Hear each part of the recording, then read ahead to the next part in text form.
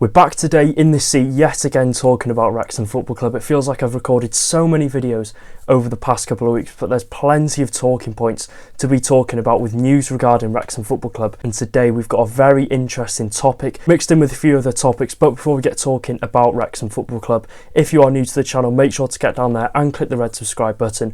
We're on the road to 26,000 subscribers. I know I sound like a broken record every single week, but if you look down there and you haven't clicked the red subscribe button, please consider doing so. Let's go for 325 likes on today's video, and without further ado, let's get talking about the pride of North Wales, Wrexham Football Club. So we're going to be kicking things off with an interesting topic, and it regards our striker Sam Dalby, who, according to sources, Sam Dalby has rejected a new contract offer from Wrexham Football Club, which we know was tabled to him at the end of 2024. Dalby, of course, left Wrexham Football Club on deadline day in summer of 2024 for more regular game time up in Scotland in the SPFL for Dundee United. A move that has massively paid off for Dalby. He scored 11 goals in 22 league games and he has set the SPFL on fire for Dundee United. He's been given plenty of service, he's taken his chances really well. His confidence is just sky high up there, and he's become the subject of interest from a lot of clubs, especially in the January transfer window, from his rich vein of form that he carried on, of course, from the start of the season up until January. There are a lot of questions up in the air. Would he come back to Wrexham? Would Wrexham look to sell him in that January transfer window to obviously gain that profit from when we first signed him from Southend United? Or would he stay at Dundee United until the end of the season and wait for his contract to run up and then he becomes a free agent? Of course, we opted for the second option, so Dalby is set to become a free agent in the summer if he doesn't sign this new contract that has been offered, of course, by Wrexham. And to be honest, I can't see him signing it. I don't think he'll sign it. And I can totally understand why Dalby has rejected this. From his point of view, he's of course left Wrexham where he wasn't getting much game time. He's gone up to Scotland. He is on the form of his life at the minute, and he's proved his worth, like I said, up for the Tangerines in Scotland, and he'll want to go somewhere and he'll want to be at a football club where he'll be a nailed on starter week in, week out. He's proved in Scotland for Dundee why he should be that starter in a starting 11 elsewhere, and unfortunately I don't think he'll come back to Wrexham if he is to sign that new contract and become a starter straight away, which I think, of course, is the main reason why he hasn't signed this new contract. I think as well, if we're further looking into this, Wrexham strongly recruited in the January transfer window. Of course, there were a lot of questions regarding Sam Dalby. A lot of fans wanted to see him come back to Wrexham Football Club.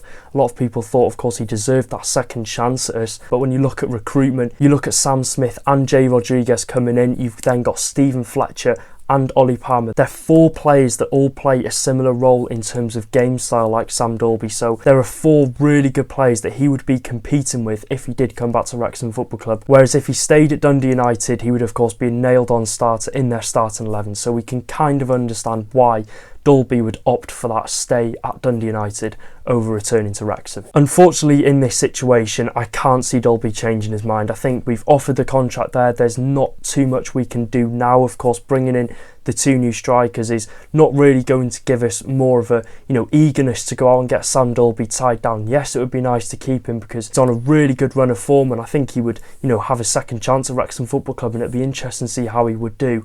But you look at Sam Smith coming in for £2 million, Jay Rodriguez signing on the dotted line. I think the situation, of course, has died down a bit now that those two have been brought in. Dalby, he's still young, he's 25 years old. This is when he needs to be going out there and playing regular football week in, week out for a club. And I just don't think he would get that at Wrexham. And of course, if we do go up to the Championship, is Dalby a Championship nailed-on starter, quality striker?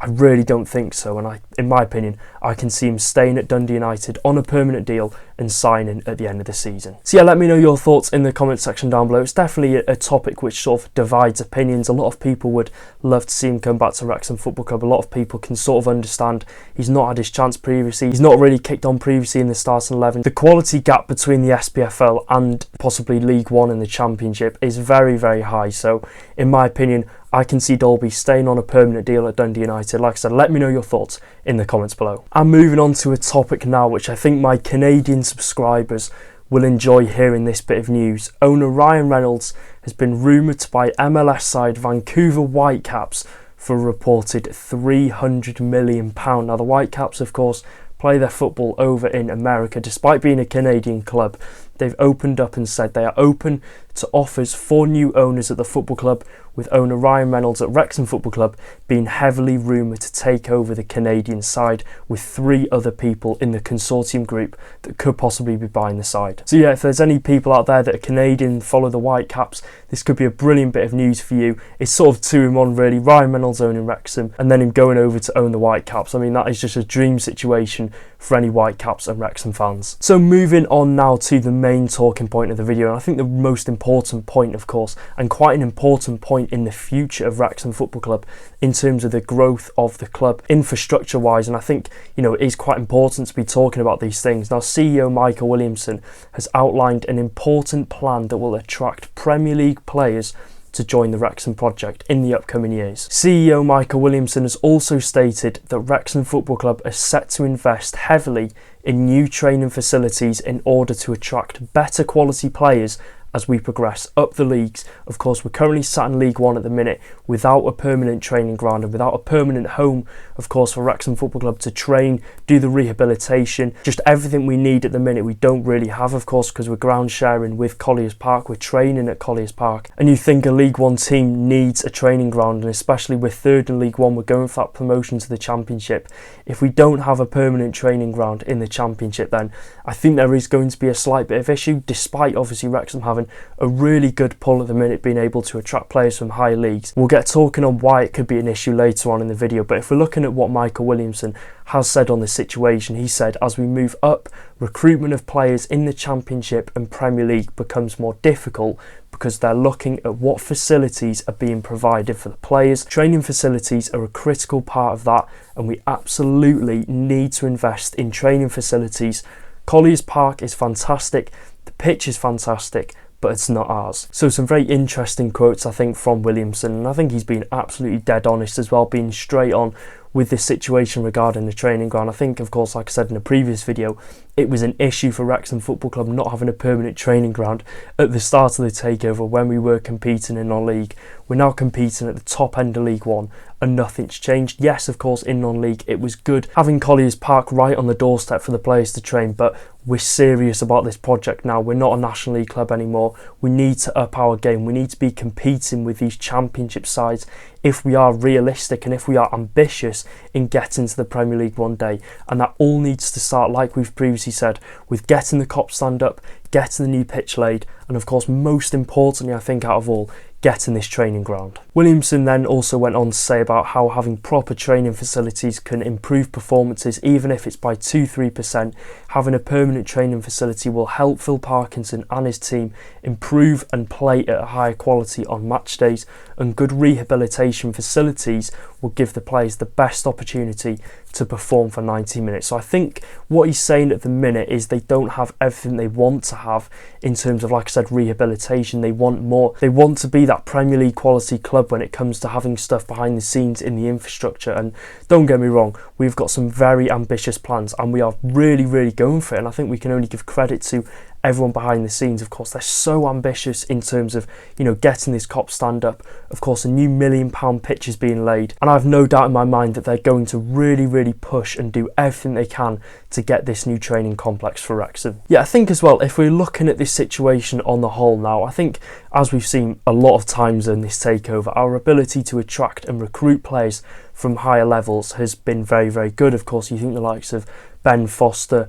Paul Mullen, James McLean, Ollie Palmer. There's a lot of players that we have been able to recruit from higher leagues who have invested into this project, and it's more than paid off. And just imagine what it would be like, say if Wrexham was still in League One next season and we had this new multi-million-pound training complex. I think we would see a lot higher calibre players looking to drop down to Wrexham Football Club. Of course, when they look at this possible signing for Wrexham, their agents will be looking at everything, and I don't think it will take a lot for their agents to see. Of course, yes, there's good money being laid on the table for them. There's good money going to the clubs, no doubt, but they don't have to have any second doubts about the project at Wrexham Football Club. We're so ambitious. They don't have to have second doubts about the ownership, the manager, the fans, and of course joining that good group of players. And the one thing, of course, I think we are slightly let down by, Williamson touched upon it, is the training facility. So once that is up, it will be a massive, massive boost. And I think, I'm going to say this, I think we could attract some good Championship quality players and even some Premier League players if we are to just really up our game in the next 1 or 2 years, and of course see the Kop stand up, the new pitch and the multi-million training complex. So yeah, let me know your thoughts in the comment section down below. Is not having a training ground, in your opinion, a big issue for Wrexham Football Club? For me, as things stand, if we go up to the Championship and if, once we get this Kop stand up, we can hopefully put a lot of effort and a lot of time into getting this training ground. Our off-the-pitch developments, of course, need to match those on the pitch, and the club is doing everything they can. There's no reason to have a go at the club. They are doing everything they can, and they've done so much in terms of developing this football club. But yeah, like I said, I'd love to know your thoughts in the comment section down below. If you did enjoy, make sure to drop a like, make sure to click the red subscribe button. If you would like to support the channel further, it will be the first link in the description down below. And until then, let's hope for a big 3 points tomorrow against Northampton. Take care, guys. Up the town.